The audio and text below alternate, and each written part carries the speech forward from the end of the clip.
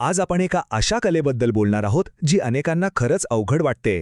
म्हणजे साध्या छोट्या छोट्या गप्पांना एका खऱ्या, खोल आणि आकर्षक संभाषणात कसं बदलायचं. ही एक कला आहे, पण ती नक्कीच शिकता येते. तर मग खरा प्रश्न काय आहे तो हा आहे की आपण या वरवरच्या गप्पांच्या पलीकडे जाऊन असं संभाषण कसं सुरू करायचं जे समोरच्या व्यक्तीला फक्त गुंतवून ठेवणार नाही तर त्यांच्या मनात एक खरंखुरं आकर्षण निर्माण करेल. आणि याचं उत्तर माहितीये कुठल्या तरी पाठ केलेल्या वाक्यात किंवा स्मार्ट लाईनमध्ये नाहीये. नाही, खरा बदल तर आपल्या दृष्टिकोनातून सुरू होतो. हे सगळं आपल्या मानसिकतेबद्दल, आपल्या माइंडसेटबद्दल आहे. तर मग ही मानसिकता आहे तरी काय? बघा, यशस्वी संभाषणाचं खरं रहस्य हे स्वतःला सिद्ध करण्यात नाहीये, उलट समोरच्या व्यक्तीला समजून घेण्यात आहे. आणि म्हणूनच आपला हा पुढचा विभाग आहे आकर्षणाची मानसिकता. हे तुमच्याबद्दल नाही. आता इथे जी गोष्ट आहे ना ती खूपच इंटरेस्टिंग आहे. सहसा काय होतं, आपण समोरच्या व्यक्तीला इम्प्रेस करायला बघतो, बरोबर? पण आकर्षणाची मानसिकता ही याच्या अगदी विरुद्ध आहे. इथे प्रश्न ते आपल्याला पसंत करतील का हा नसतोच. खरा प्रश्न असतो की आपण त्यांना आपल्या वेळेसाठी आणि एनर्जीसाठी पात्र समजतो का. हा एक खूप मोठा म्हणजे खूप मोठा बदल आहे विचारांमधला. आणि हे जे वाक्य आहे ना ते या मानसिकतेला अगदी परफेक्टपणे मांडतं. मी तिथे जाऊन तिला माझ्यासाठी पात्र ठरवणार आहे.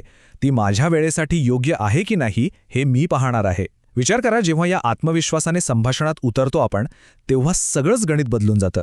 सगळा कंट्रोल आपल्या हातात येतो. पण मग अपयशाची भीती वाटणं हे अगदी स्वाभाविक आहे. पण एक गोष्ट लक्षात घ्या, जगातले सर्वोत्तम खेळाडू सुद्धा प्रत्येक वेळी जिंकत नाहीत. सगळ्यात चांगला बेसबॉलपटू 10 पैकी फक्त 3 वेळा यशस्वी होतो. बेस्ट क्वार्टरबॅकचे फक्त 60% पास पूर्ण होतात. याचा सरळ अर्थ काय? प्रत्येक संभाषण यशस्वी होणार नाही आणि हे अगदी नॉर्मल आहे. आणि समजा एखादं संभाषण यशस्वी झालंच नाही तर त्याचा अर्थ अपयश नाहीये. त्याचा अर्थ फक्त इतकाच आहे की ते जुळलं नाही. कोणी आपल्यात इंटरेस्ट दाखवला नाही तर तो काही पर्सनल अटॅक नाहीये. असं समजा की आपण एक BMW आहोत आणि त्यांना कदाचित ऑडी हवी असेल. यात चुकीचं काहीच नाही, फक्त पसंती वेगळी आहे. सो पुढे जायचं.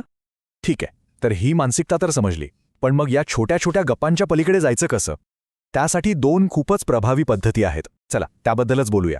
पहिली आहे नैसर्गिक गहन संवाद, म्हणजे आजूबाजूच्या परिस्थितीचा वापर करून खोलवर जाणं. आणि दुसरी आहे उत्सुकतापूर्ण सुरुवात, जी एकदम सुरुवातीलाच समोरच्याचं कुतूहल जागवते. चला तर पहिली पद्धत एका केस स्टडीमधून समजून घेऊ. इमॅजिन करा की आपण एअरपोर्टवर आहोत. आता अशा एका नॉर्मल, कदाचित थोड्या बोरिंग सिच्युएशनला एका अविस्मरणीय संभाषणात कसं बदलता येईल ते बघूया.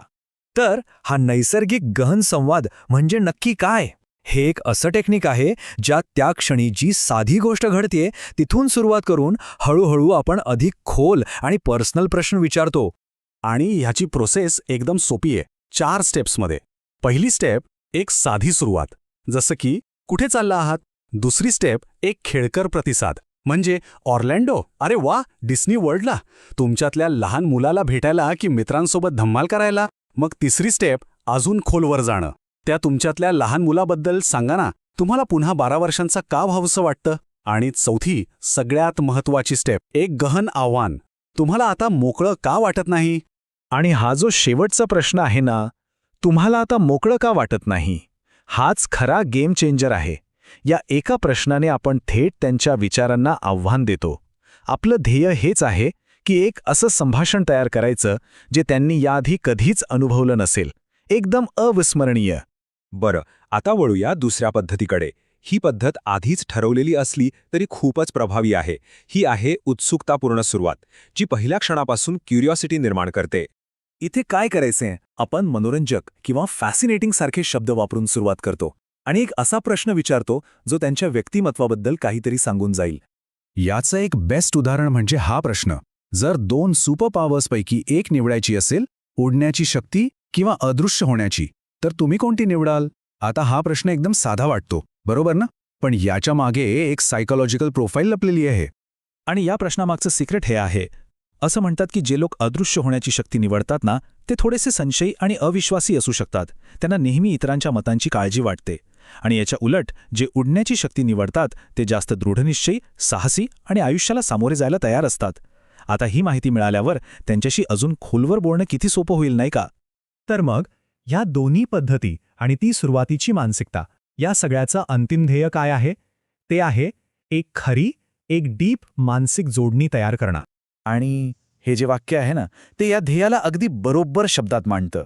मला त्यांना उत्सुक करायचं आहे आणि त्यांच्या मनाला आकर्षित करायचं आहे. हे फक्त वरवरच्या आकर्षणाबद्दल नाहीये, हे आहे त्यांच्या विचारांना, त्यांच्या मनाला जिंकण्याबद्दल.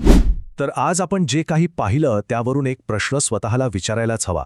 असं कोणतं संभाषण आहे जे आपण आजपर्यंत टाळत आलो आहोत, पण आता ते सुरू करण्यासाठी लागणारी हिंमत आणि मार्ग दोन्ही आपल्याकडे आहेत? यावर नक्की विचार करा.